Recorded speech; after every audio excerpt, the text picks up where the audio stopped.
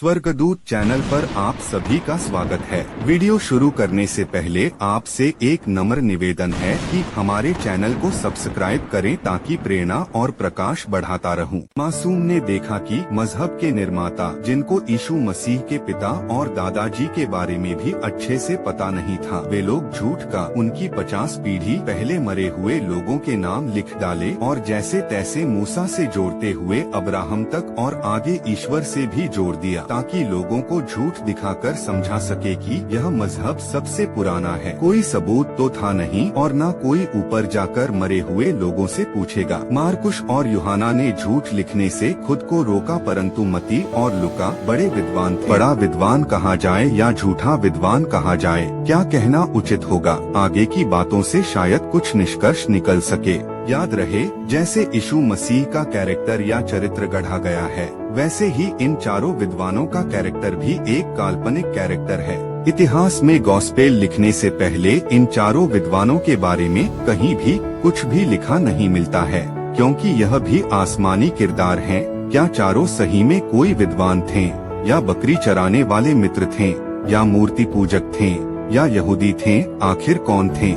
इनका खुद का वंश, पिता, दादा, परदादा, जाति या परजाति का पता है किसी को नहीं।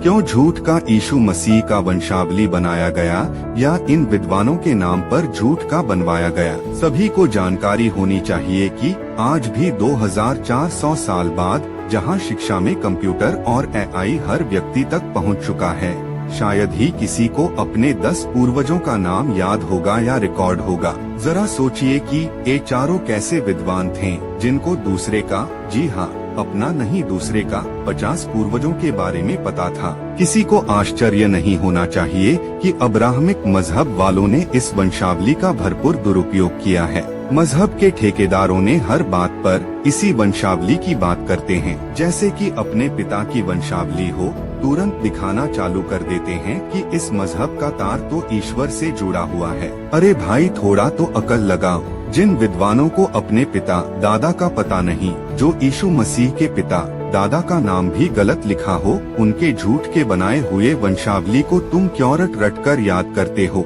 यहाँ मत्ती और लूका के पास भी शायद कोई स्वर्गदूत आया होगा, इसलिए उनको भविष्य काल और भूतकाल की जानकारी हो गई थी। जब दोनों द्वारा लिखे नामों की तुलना अब्राहम से यीशु तक किया, तो पाया कि मत्ती ने 39 पूर्वज बताए, जबकि लूका ने 55 बताया। दोनों के द्वारा लिखे नामों में भी गलती है और क्रम संख्या भी गलत है। मत्ती ने यीशु के दादा का नाम जैकब बताया, जबकि लूका ने हेली बताया। क्या बाइबिल को ईश्वर की पुस्तक बोलना उचित है या मजहब के निर्माताओं की कारीगरी है?